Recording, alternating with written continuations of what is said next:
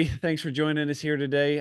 Joined by Congresswoman Celeste Maloy. She's again running for the second Congressional District re-election. You've been a congressperson for what, all of 6, 8 months now? Thanks for being here. Almost 7. Almost 7. See, I was close. I was right in between. Yeah. How you been? How's the first 6 or 7 months been? It's been busy. So most people get elected and they have about 6 weeks to hire staff before they get sworn in. And then they have about a year to get good at the job before they run again. I had to hire staff in 1 week, train them all while I was running for reelection. I wouldn't recommend doing it that way, but I'm still really grateful I'm getting the chance.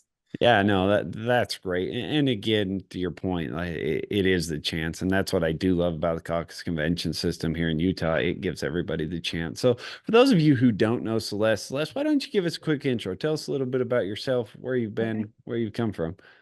All right. Well, I grew up in a little teeny tiny town, actually in Nevada, west of Cedar City. I was born in Cedar, but I grew up in Nevada. And I grew up thinking Congress was kind of useless and a distant entity that didn't care about any of us and didn't really want to have anything to do with Congress. I liked politics a little. I mean, my dad used to record Rush Limbaugh when it came on at like midnight, and then he'd watch the tape the next day when he got home from work. So I started watching Rush Limbaugh with my dad, and I started following politics a little just so I could argue with my dad. But I didn't ever think I'd want to be part of it. And I went to SUU on a FFA soil judging scholarship, majored in agriculture. I have a plant science degree and an animal science degree and a certificate in farm and ranch management. When I graduated from college, I moved to Beaver and was a soil conservationist with the USDA. I was helping farmers and ranchers, designing irrigation systems, helping them solve resource problems. And that's what I thought I would do for my entire career. And I really liked that work. I felt like I was doing something meaningful. My parents had always said, if you find a way to help people and solve problems that need to be solved, you'll always have work. You'll always have meaningful work. And I thought that I'd kind of found that sweet spot when I was in Beaver. But after a few years of that, I got frustrated with explaining federal policy to people, and they'd say, that's dumb. Why is it that way? I don't know. It is. And I wanted to help change policy. So I decided to apply for law school. I went to law school at BYU. And when I graduated from BYU, I became a deputy county attorney in Washington County. So I moved to St. George and did all of the public lands, natural resources, water law work for Washington County, which was a nice fit with my background. But when I graduated from law school, I actually had kind of a hard time finding a job. And I thought I was just going to have to be like a, junior litigator somewhere going through discovery for somebody in a basement and not get to do anything fun. And I got to do a lot of really fun stuff in my first few years as an attorney, and things that really mattered to me. The first thing I did was work on a BLM resource management plan for Washington County and get a lot of the things in there that would have been problematic for the county fixed before they became a problem. And so again, it was meaningful work. I was doing things I liked. But my congressman, I met him finally. The first congressman I met was when I was an attorney in Washington County. When we were working on that BLM plan, somebody told me I should take it to Congress. And I thought, why? They're not going to do anything. But I met Congressman Stewart and I walked him through what was in that plan. And he agreed that it was a problem and that we needed to do something. And then he actually did. So we had a congressional field hearing in St. George. And Jason Chaffetz was the chairman of oversight and government reform. So he came with his gavel and his, subpoena power and his authority. And Rob Bishop was the chairman of House Natural Resources, and he was there with his gavel.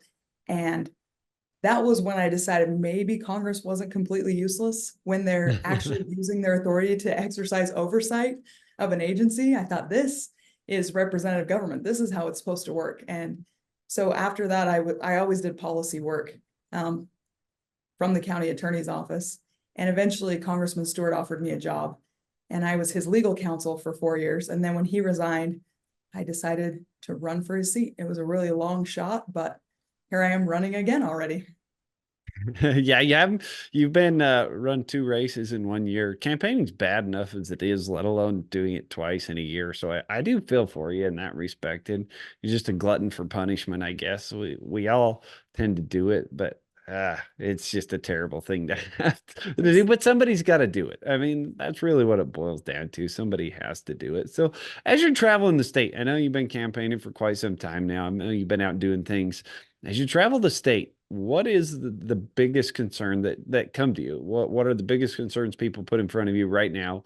And what do you think the answers to those things are? Spending, inflation, government overreach.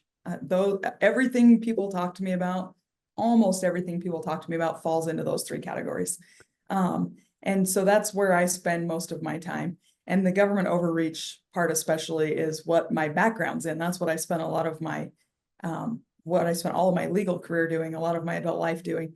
And so I spend a lot of time on, government oversight type issues, trying to keep federal agencies out of our lives, trying to make sure that Utahns can live lives with the least federal government encroachment possible.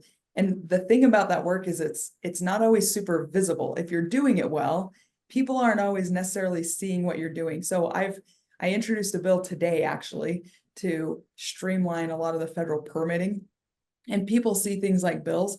There's a lot of work that goes on that just doesn't get headlines. And Carson, you and I have actually worked together on a few things with Yeah. particularly the sheep industry, where somebody comes and talks to me and says, we have this issue in the sheep industry, and I say, okay, let me see what I can do. And a lot of times it's just a matter of going and working with other members of Congress and leaning on agencies and getting them to change their policies, or not put a policy into place that they were thinking about, or back off on a policy. And those kinds of efforts make a big difference in the lives of Utahns and Americans, but they don't necessarily always see it.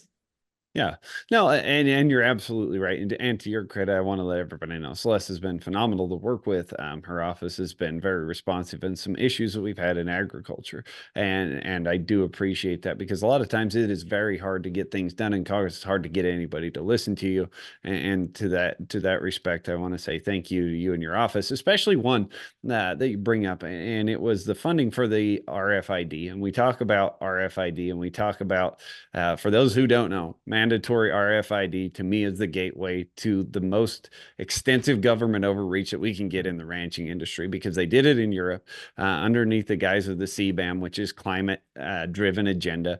They tag all these cattle. Now in the UK, you are required to tag everything from birth. The government knows what's on your property at what time. If you don't meet your emissions, your animals are not labeled for sale, nor can you move them. And so that is trying to be instituted here in the United States.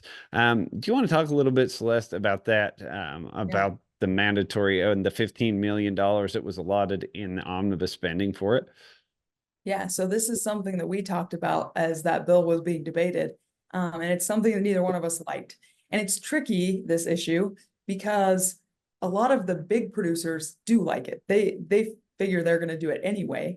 And so it's an issue that small producers really want to fight, and some of the big organizations don't want to be part of the fight. And so politically, it's kind of a tricky issue. And I told Carson, when we voted on the bill, I'm going to vote for the bill because there are other things in there we need, but we're going to keep working on this issue. And I found out that Harriet Hageman in Wyoming is also really passionate about this. So she and I have been working on ways to stop this rule from being implemented. And she introduced a bill with me as a co-sponsor, I think 2 weeks ago. I don't know, the weeks are starting to blur together a little bit, but I think it's been 2 weeks now. And we've been working with our colleagues on why this is bad for the ranching industry. And in Utah, especially the sheep industry is concerned about it. And in Wyoming, the bison industry is really concerned about it. So these aren't the big livestock industries that you usually hear about having a lot of sway or having a lot of lobbying power at the federal level. But if one or two members of Congress will really dig in on an issue and get to know it, you can have a lot of influence beyond what two people would normally have on something. No, and you're absolutely right. And for me, when we're talking about RFID, I don't care who you are or where you come from. Anytime you're giving the government the ability to regulate how you do commerce, you're giving the government too much power. We're talking about government overreach at its finest. And you want to know what destroyed the livestock sector in the UK and in Europe? It is mandatory RFID. And People can say what they want about it, but that is a gateway. And it is, you don't meet your climate goals, you don't meet what the federal government says you should be meeting, you don't meet what these groups say you should be meeting. Well, guess what? Your animals are no longer allowed to leave your ranch. And if we find them at a sale, we will return them to you. You can't do commerce.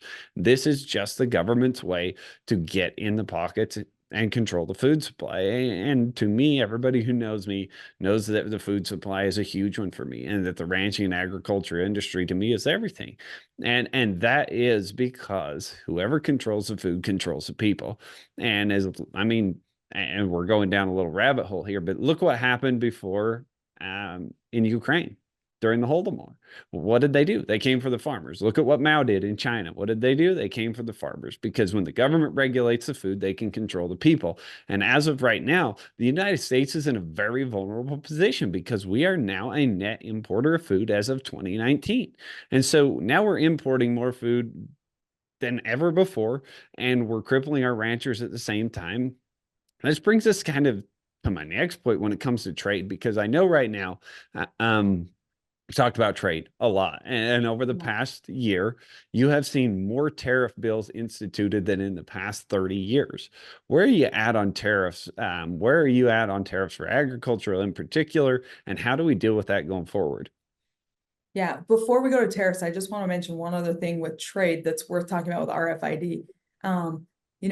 We talk about how smaller producers don't want to have to do this, but it's got ripple effects for other small businesses too. And if we're killing small businesses, then we're yielding food production to big conglomerates. And one of the small businesses that is impacted by this is the auctions. And I hadn't thought of that at first until I talked to some people in that industry, and they said, we're going to be required to have all the equipment to read these RFID tags. And, if the wand fails, then you've got to shut down. And it just adds one more layer of complexity and red tape and government oversight to their business, which, is not a big, sophisticated business that has tech people or lawyers on staff to help them with all this. So it's not just about livestock producers when you start requiring these government programs. But yeah, when it comes to macro level trade, generally, I'm not in favor of tariffs. I have supported Chinese tariffs because China's not a legitimate fair player on the world stage. They're not playing by the rules.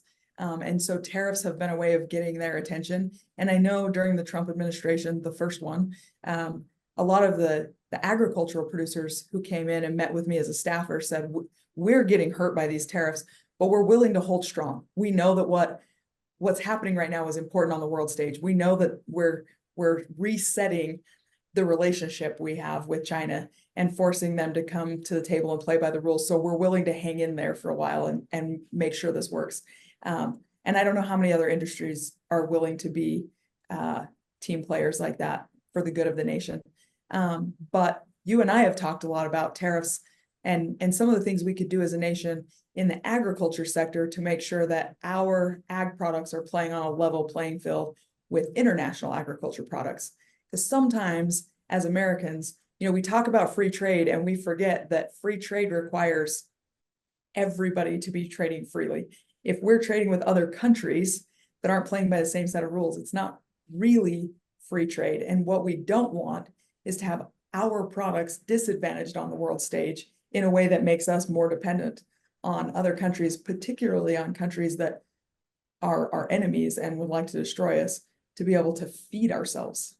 No, and not only that, though, what we're struggling with right now is the American dollar is still fairly strong compared to the rest of the world. And when we're talking about exchange rates and we're talking about products coming from other countries, what ends up happening, and most folks don't realize this, but what ends up happening is that they are making more shipping them here than they would be able to sell them in their own countries because of the exchange rate. Australia, New Zealand in particular, not too long ago, while we were working on this bill in the sheep industry, it was 1.7 Australian dollars to $1 American. So they were almost doubling their money.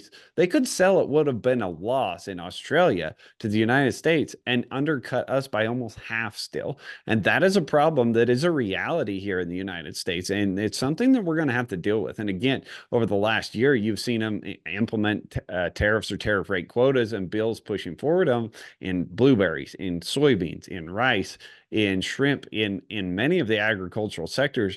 And we're going to have to defend our country through tariffs, even with friendly nations anymore, because they are taking advantage of our economy. And to your point on the Chinese tariffs, yeah, it hurt ag for a minute. But now corn and soybean farmers, they're back up to where they were prior to the tariffs coming in. And tariffs work, and we're going to have to use them, in my opinion, to defend our country and our agricultural sector here. And it's not to punish other countries, it's to create that level playing field and that fair trade opportunity. But the other issues you talked about, the debt. What do we do? Because here we Yeah, are, and I know you've taken a lot of heat for some of your votes so far, yeah, and you've not been candid. You've been candid about addressing them and why you did what you did. But the omnibus spending bill has been one of those that people have questioned you on. So how do we cut our spending? Where do we stop? Because tell me this, and yeah. I've said this before, and I'll say it again, and I will keep saying it.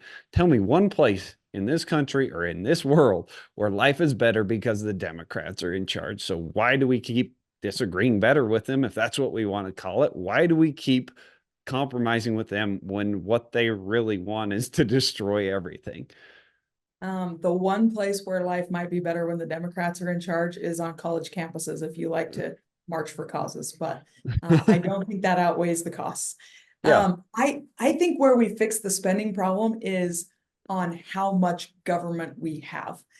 We always talk about spending when it's time to pass a budget. You know, we talk about cutting the budget, but in reality, the budget is just the level of funding that's required for the amount of government that we have. I mean, it's not quite that simple. We have things like foreign aid, but I would like to start with getting rid of a lot of the layers of government we have.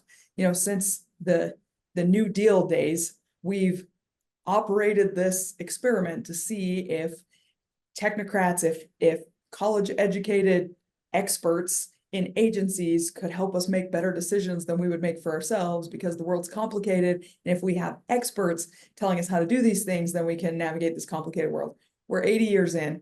We can see that it's not actually helping us make better decisions. What it's creating is a lot of bureaucracy, and we're paying for that bureaucracy. So I think there are several answers to the budget question. You know, how do we cut down on spending? But I think the easiest place to start is getting rid of a lot of this bureaucracy that we've created. We don't need that much government oversight, and we're paying for all of that government oversight. And a lot of times, especially in states like Utah, where the federal government manages most of our land, we're paying for both sides of the bureaucracy. So our local governments are going through these permitting processes that take years and years, and the federal government is slowing it down, and the taxpayers are paying for both the local government and the federal government to go through this whole exercise. And in the end, we're not getting a better road or a better pipeline or a better outcome for the taxpayers. We're just paying for a lot of bureaucracy. More. So I think that's the first place to start cutting. And then we've also got to take on the mandatory spending. And, you know, everyone calls it the third rail of politics. They say you can't talk about it. They say you can't touch it. But I don't think that's true. I mean, I'm about to finish my 5th election in 12 months, and I've talked about it a lot. And voters respond. When you say we've got to take on mandatory spending, voters nod along. And I think in the 90s, when they started talking about this, it was mostly retirees or people who are close to retirement that said, don't touch the mandatory spending. I've worked my whole life. Now I'm on it. And I think part of the reason they were so unwilling to let anybody talk about it is because they felt like the safety net that they had planned their life on was going to fail them if we touched it. No, I think But it's that famous now, clip where the guy says, "Keep your government hands off my Medicare." yeah, yeah. But now, like, Social Security is probably only solvent for 9 more years. So if you're Yeah. 65, you're probably going to outlive it. If you're 70, you might outlive it. And so I think the calculations changed. And then anybody our age knows that we're Forget going about it. to. And so continuing to go the way we're going doesn't make any sense really for anybody anymore. And I think we're ready. I think we can talk about it now. I think we can address mandatory spending. And I think there are plenty of options out there for addressing mandatory spending that don't hurt people who are already on Medicare, Medicaid, Social Security, but will make it so that it works in the future, or that we at least aren't dependent on it in the future because we figured out something better. No, and I hate these theoretical why questions, but I have a question. Why? Why does Congress not want to talk about it? Why do they not want to tackle this? And why do they keep passing the buck and going along to get along when they know something has to be done? Yeah, I mean, the answer to this question is really obvious, but I'll say it out loud. Especially in the House, We stand for re-election every 2 years. And traditionally, talking about mandatory spending has been really politically unpopular, and nobody wants to lose an election by talking about the thing that needs to be talked about, especially if there aren't enough people willing to talk about it, that you can get it done. I think a lot of members of Congress would actually say it was worth it if they tackled mandatory spending, fixed it, came up with a solution, and then lost their elections after that. I think they'd be like, well, we did what was right for America. But I think what people are really scared of is bringing it up, talking about it, not being able to get enough people on board to fix it, and then also losing. Right. And so it's going to take a lot of people who say, I don't care if I stay in Congress, but I do care if we fix this problem. And But we've taken some steps, true. like I've taken a lot of heat for the two minibuses I voted for, but some of the wins in there we're not really getting credit for. And one of the big ones is, since the beginning of the Obama administration, there's been a parity agreement where every time we increased military spending, we had to increase social program spending by the same amount. We broke that this year, with a really closely divided House and being, in the minority, with Democrats controlling the Senate and the White House. And that's going to pay off for years and years to come. And so there are a lot of things we're going to have to keep looking at. Military spending isn't mandatory spending in that it's not automatic. We have to go appropriate to it every year, but it is mandatory that we spend on our military. If we want to have a world where there's peace, we have to be strong enough to defend our interests. We are the world superpower. We have to have the ability to flex on the world stage. So we have to spend on military. We don't have to keep increasing all of our social programs at the same rate. And Yeah. those are tough conversations that we just have to have. No, and that's where I get fed up. Frankly, I was in charge of the Republican Party here in the state. I've been a Republican my whole life. A very conservative track record. But this is where I buck the system against Republicans, because you watch Democrats and how they work in Congress. How often do you watch Democrats dissent? Very rarely. They usually vote in a block and they're all on the same team. It's the wrong team. And I find this funny. And you see Republicans in Congress far too often ask, well, what do the Dems think about this? For me, the last question in any Republican's mind right now should be, what does the Dems going to think about this? Because again, back to my previous point, tell me one place in this country that's better off because Democrats are in charge, and tell me one place on this planet that's better off because of these progressive ideologies that are coming forward. We are seeing a set backwards as society, as a country, and as the world, frankly, because of these policies. And so I see Republicans asking that question, saying, hey, well, maybe we should compromise with the Democrats. No, we're done with that, because we are at a point now where we're at an impasse. I truly believe we're at a point where we are at an impasse, and you see Republicans far too often say, well, what do the Dems think? Because what happens with the Democrats is they put 150% of what they want into a bill. They cut 50% and they claim they're compromising. All the while, they are still getting 100% of everything they want. And we as Republicans let them do it. But you said something in that segment that I want to touch on, and I think it leads us to our next point, is that our military spending and where we're at with our military spending and where we're at as a country on the world stage. Because right now, the rest of the world is laughing at us. Under President Trump, man, we were the superpower. Ukraine was in check. Russia was in check. Hamas was in check. And now we have this theater in the Eastern theater that we are running into a major problem with. And let's start with Ukraine. Where do you think we're at right now with Ukraine? What is the end goal? Why do we continue funding it? And how do we get out? So, I mean, that's my biggest complaint with Ukraine, is that we don't have an end goal. We don't have a mission accomplished finish line that we're shooting for. I do think it's important that we support Ukraine, but the question is, how much? What does that support look like? And when are we done? What goal are we going to meet with Ukraine? And then we can say our work here is done. And I don't know if you saw, I made a video yesterday when I got President Trump's endorsement. I made a video thanking him. And in that video, I said, I'm looking forward to him being back in the White House. And I listed several reasons, but one of the things I said is, that we'll be a serious nation again, and our enemies will know that we're willing to defend our interests. And somebody asked me, what do you mean we'll be a serious nation again? And what I mean is that we'll be the kind of world superpower that we have historically been, where Russia doesn't feel like they can roll into Ukraine, where China doesn't think they can go into Taiwan, where Iran doesn't feel comfortable or safe sending a swarm of drones into Israel. That's what I mean by being a serious nation. That's why I want us to have a serious president, and why I want us to have adequate military spending. I want to hold the military accountable just like any other government agency. They need to be careful with their dollars and spend them effectively, but we have to be a credible threat to our enemies on the world stage. And some of that is spending, and some of that is just acting like we're a world superpower and not giving bad actors on the world stage the impression that if they behave badly, we're going to try to negotiate the way you just talked about negotiations happening, where we say, well, we don't want you to do that, but we don't want to offend anyone. And we let people get away with things. Yeah. But not only that, we continue to write blank checks to the Ukraine where we don't know where the money's going. We sit on the fence with Israel when Israel could use our help and try to compromise a deal with Hamas. Like, we are directly funding the terrorists to continue doing what they're doing. These are the kind of things that Americans are fed up with. And frankly, this is business as usual in Washington, D.C. So, I mean, we talked about the Ukraine. There is no off ramp, and that's what Americans want to see. They're done sending money there. Everybody I talk to, we're done sending money to Ukraine. We should support them, but we're done sending blank checks to them. But then when you look at Israel, that's another point. Where do you believe we're at with Israel? Where do we go? What should be the U.S.'s stance on what's happening in Israel, and how can we frankly move that direction? So our relationship with Israel isn't comparable at all to our relationship with the Ukraine. Israel's a close ally.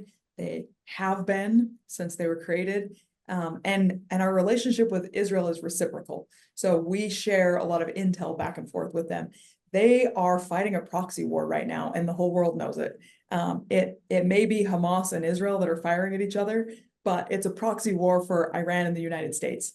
If Israel fails, then Iran's going to feel empowered to start being a worse actor on the world stage, a more overt bad actor on the world stage. And so the position we're in with Israel is we have to provide aid to our ally. We have to provide the appropriate amount of aid. I don't want to send troops, but I'm much more comfortable sending money to Israel. And one of the reasons is that they tell us what they're doing with it. In fact, they've already told us what they want to do with it. Before we even send the money, they say, this is what we need. We need these weapons, these munitions, we need this amount of cash, and this is what we'll use it for to defend ourselves. And I think if we were getting more of that from Ukraine, I'd feel more comfortable, but we're not. That's why I'm okay sending them lethal aid. It's not fungible. They can use it to fight a war, but I don't like sending them cash. With Israel, I'm much more comfortable sending cash because they tell us how they're using it. They're very transparent with us. Oh, sure. And it's also an important point. I had this conversation with somebody yesterday, and I'd almost forgotten about this, but in April, I was in Israel, and I was there with a group of House members, freshman members of Congress, and we met with Benjamin Netanyahu, and we had a good conversation with him, and he explained Israel's goals and some of the politics of Israel right now. And we told him, don't believe all the things you see in the news. America still stands with Israel. You have our support. A few hours later, he had a phone call with President Biden, and the White House put out a press release that night that basically said that President Biden had scolded Prime Minister Netanyahu and told him, that they need to learn to conduct their wars better because it's embarrassing as their ally when they accidentally get civilians. And I think it's really important to note that if we're going to support our allies, we have to support them in conducting their defense of their soil in the way that they know is best.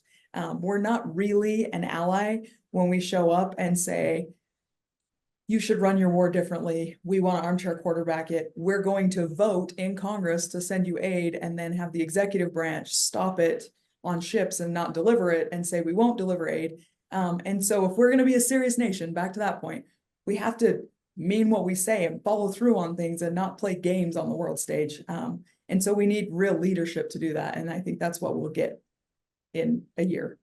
Yeah, we can only hope. But then how do we end up with things like the pier in Gaza that Yeah. how does the president, how has Congress delegated so much authority to the president that they're able to do basically carte blanche, whatever they want? Yeah, well, so a lot of the national defense stuff actually is executive branch. That is one of the areas that they have some authority. But it's another example of this administration trying to tell Israel how they should want to conduct the war. I mean, they put in a peer that nobody wants to offer aid that we knew no one was going to or wasn't going to get to the people it was intended to get to, and then ended up being, a failure and an embarrassment on the world stage because instead of talking to our allies and offering them the kind of aid they need, we went in and said, this is the kind of aid we think you should want, and we're just going to do it our way. And then we directly fund terrorism because we're giving supplies and munitions to terrorists. Yeah, I yeah, mean, welcome to Biden's America. And I mean, that makes the case even more for Trump 2024. yeah. And so And let's then as bring an it back. executive, sorry, as a legislative branch, I mean, to your Yeah. point about letting them do this, we have the responsibility to be a check and a balance with the executive branch. And we just haven't done a good job of that. For decades now, we just haven't done a good job. We keep delegating authority to the executive branch, and we're not taking it back when we see they can't be trusted with it. And we're not exercising the oversight that we should with things like this pier in Gaza. I mean, Congress should be all over that, not just by tweeting or making a floor speech, but we should be exercising actual oversight and, taking away funding from whoever screwed that up. Yeah, removing their funding and actually holding people accountable because Yeah. had American citizens botched it like they have, people would be in jail. Things would Yeah. have been done. People would have lost their jobs, but I haven't seen one person lose their job because of this absolute failure. So now we've talked about borders in other countries. Let's talk about our own for a minute. What's happening at the southern border right now is an atrocity, and to me, can only be done on purpose. You can't screw this up as bad as they have unless you're trying to do it on purpose, in my opinion, because we have hit that point. So, what is the solution? I mean, we talk about problems all the time, Yeah. but what is the solution for the southern border? Where do we start? How do we fix it? The solution's really not that complicated. And I think most people know what the solution is and even agree what the solution is. We need to be enforcing the laws that we already have, using the tools we already have. The really, really simple version of that is we need a different president. Um, I get asked all the time, what's Congress going to do to fix this? And I mean, the truth is, we passed HR2 out of the House. The Senate hasn't taken it up, and the Senate had their compromise bill that the House won't take up. But even if we pass both of those, it wouldn't make any difference on the border as long as we have a president in the White House who's instructing his people not to enforce the law. So I've also gotten a lot of pushback from a different part of the Republican Party, but over the impeachment of Secretary Mayorkas. I've had a lot of people say that was just a political stunt. Why did the House waste their time on it? But this is why it's so important. We have certain tools we can use from the legislative branch to check the executive branch. And one of the big ones we've talked about is the purse strings, but defunding the border isn't going to solve this problem. We need enforcement of the border, not to take away bureaucracy and red tape. But another oversight ability we have is impeachment. So we impeached the Secretary of Homeland Security, and even that didn't get this administration to move at all. I mean, we represent the people. The House of Representatives is the people's house, and we spoke on behalf of the people and said, this is unacceptable. You can't just ignore our laws and let our border be lawless. And it didn't even change the behavior out of the executive branch. And that's terrifying. And that's why I say all the time, the answer to the border is we need a new president. And some people kind of roll their eyes. And I think it's because they assume when I say we need a new president, they think I'm talking pure politics, but it's just the reality that as long as Joe Biden's in the White House, he's not going to enforce the border laws. And that is the solution. We just need to enforce the laws we already have. Yeah, enforcing laws on the books, I think, remain in Mexico is a huge one that needs to be instituted because what's happening, and for those who don't know, what they're doing is they're showing up at the border, they're turning them loose into the interior of the United States and say, see you in 5 years. Yeah, Uh, and 5 years is a good measuring stick. What was yeah, happening 5 years ago? The border was under control. right. President Trump took a lot of heat because people didn't like, families being separated, but we were not having these conversations about millions of migrants making it into the United States. And why don't we have the political will to protect our own border? And who's going to act on this? And why is the border patrol overrun? Why are the cartels controlling our border? That was not the case 5 years ago. And so that's also the reason I say we need a new president. We actually need our old president back. Yeah. We know with President Trump in the White House, it's a totally different story on the border. Yeah. No, and that's it. But how much have we spent in Ukraine now? 200, $300 million, $300 billion. But I you don't look have the at, total right off my head. I'm old enough to remember when Congress wouldn't find Trump $6 billion to build the wall and secure our own border, but yet we'll send hundreds of billions of dollars to other countries to secure their own border.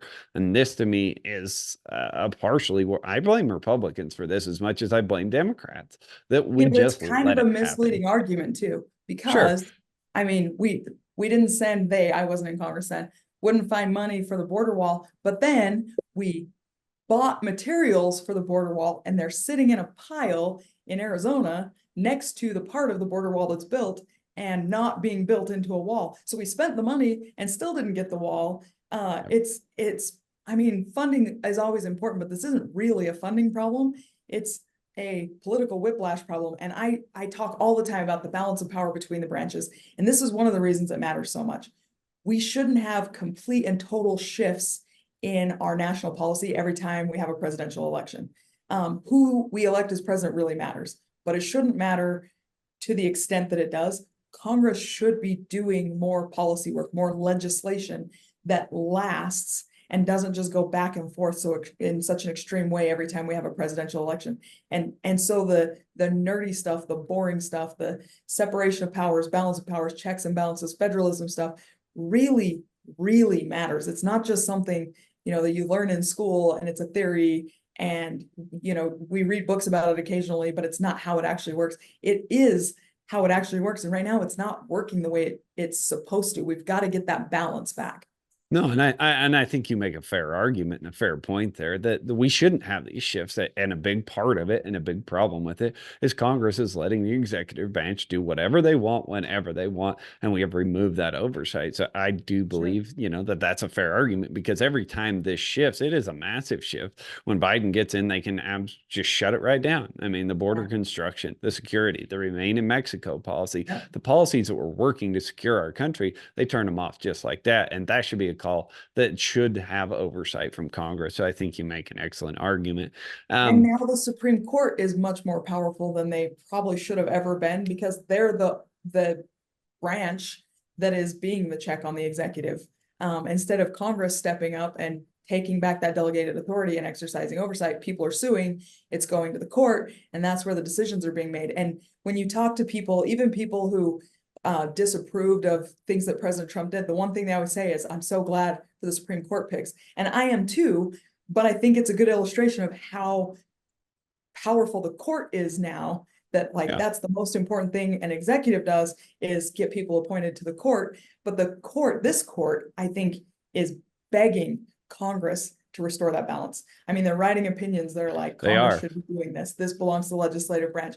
And this is one of my favorite things to talk about. I spent a lot of time talking about it, but it looks like this summer the court may overturn the Chevron case. And if Chevron deference is gone, then that means the court is no longer going to defer to agencies about what Congress meant. And I think that is part of this court begging the legislative branch to step up and be a co-equal branch To do and your job. exercise that authority. Yeah, yeah. To act like you're supposed to. Yeah. Um, that's exactly where we're at. So let's step back to the state a little bit more because I do want to talk about the state and what's Okay. happening in the state and as far as our public lands go. So the public lands, I know this is a big one for you. It's a big one for me because agriculture, our economy really relies on our public lands. 67% of our state's owned by the federal government, and we have a lot of problems when it comes to the bureaucracies and what they're doing. A lot of people say, let's take our federal lands back. How do we get those back? We want them from the federal government. You and I both know that's going to be a long and drawn out fight.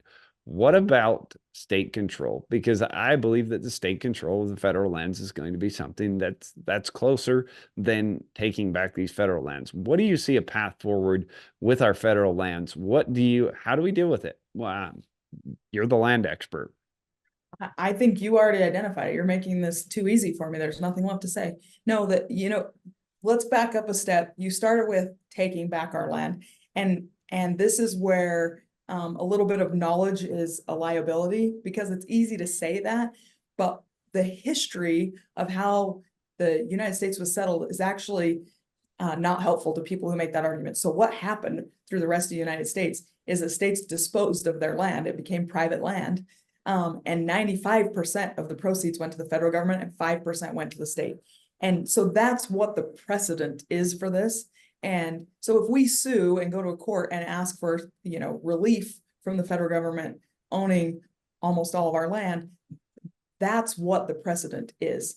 And so usually when you're talking to people in Utah about taking back our land, what they want is for the federal government to just turn it over to the state. And there really isn't any mechanism for doing that. I suppose Congress could pass a law that says they have to do that, but that's a tough sell to make to the rest of the states that, got 5% of the proceeds from their lands as they were settled.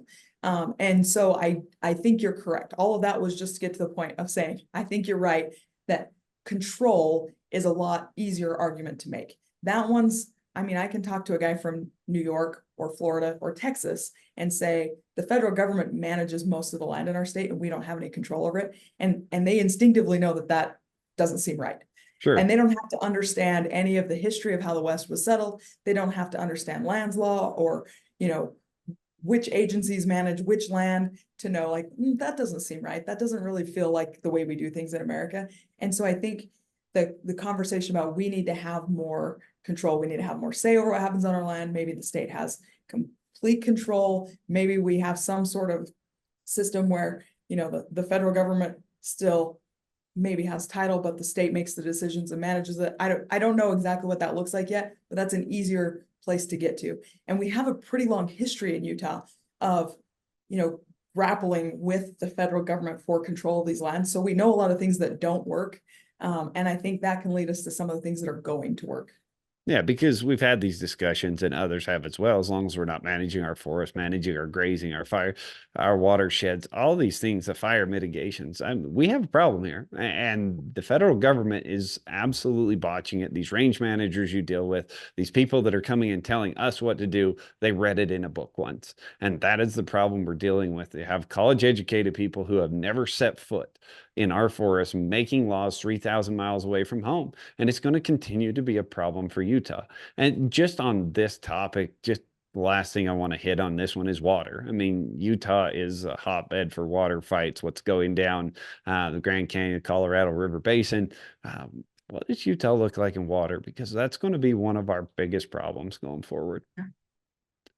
Yeah, so I've spent a lot of time in water law and water policy, and I joke all the time that everybody thinks they're a water law expert now because everybody likes to talk about water, but I actually am one.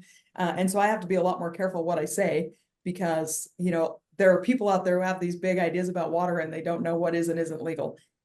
The baseline thing with water is that it's a state issue and it should be a state issue. Now with the Colorado River, where it's an interstate body of water, that's a little bit different. But even there, the states should be leading the discussion. The states should be negotiating the protocols. The states came together and formed the Colorado River Compact.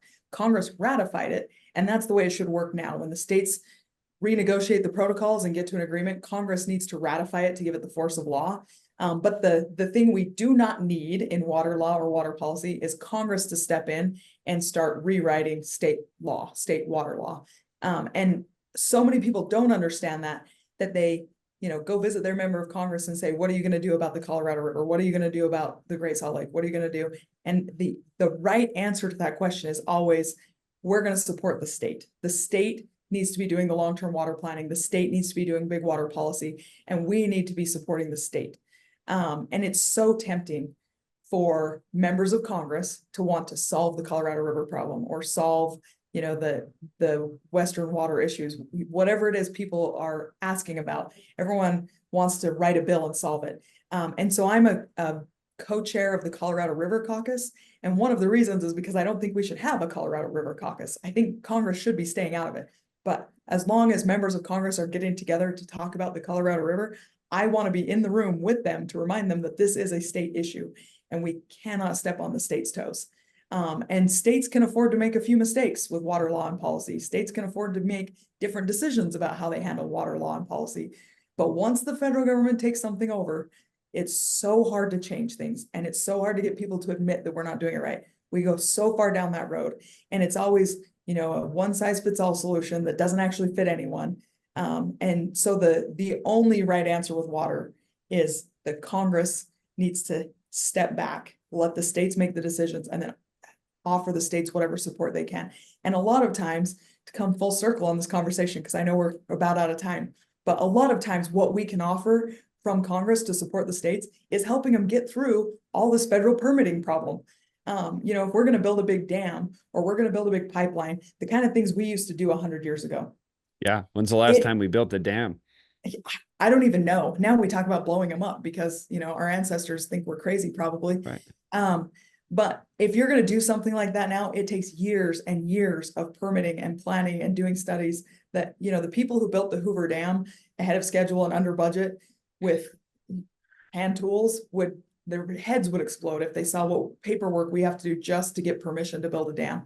And so a lot of what I end up doing water-wise from Congress is helping clear the red tape and the permitting hurdles for the state. And that shouldn't be as big of a job as it is. So I'm working on fixing the red tape permitting problem, and I'm making sure I stay out of the state's lane when it comes to water. If we can get both of those things right, water policy in the state is going to be so much simpler and so much better. I think you nailed it. But like you said, we're running out of time. But what I want to give you your chance to make your last appeal. I know the primary's coming up. There are a lot of people out there there are a lot of undecided voters. So I'd like you to make your last appeal and tell them why you. Okay, so for any undecided voters in the second district, here's my appeal. I have spent my life trying to solve problems for people in the second district. From being a soil conservationist in Beaver to being a deputy county attorney in Washington County to being a staffer for Congressman Stewart, I've been focused on second district issues and helping people solve real world problems through the political process. And that's why I ran for Congress. That's what I've been doing in Congress. And that's what I want to keep doing.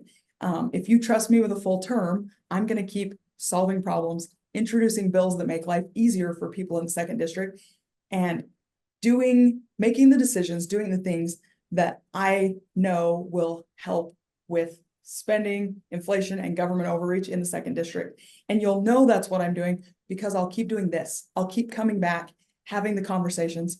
I put out videos. If you go to my congressional website, you can sign up for my newsletter. And every week you'll get a thing in your inbox that says what I'm doing. You'll see the videos where I explain the things we're voting on, why we're voting on them, what impact they have on Utah. My goal is to set a new high standard for what it means to be a representative, to be the kind of representative that my constituents always know what I'm doing, why I'm doing it, and why it's good for them. So I'm running for re-election. I've been here for 7 months. In a full term, I can do even more to show you that I am second district through and through. And what I want is a smaller, more accountable government. No, and I think that's what everybody wants, a smaller, more accountable government. Thank you for taking the time. Again, don't take my word for it, folks. Go do your research, go understand these candidates and make a educated decision. You've heard it before, say it again. People in this state often take more time to decide between Coke and Pepsi than who to vote for. And then you wonder why we're in the position we're in. So go do your research, go check out all the candidates. Or Pepsi. Or Dr. Pepper, exactly. But go do your research. Go find out. Make sure you turn in your ballots because more than anything, you have that vote. You have your voice. Go and get it done. Well, thanks for joining us. We'll see you again next time.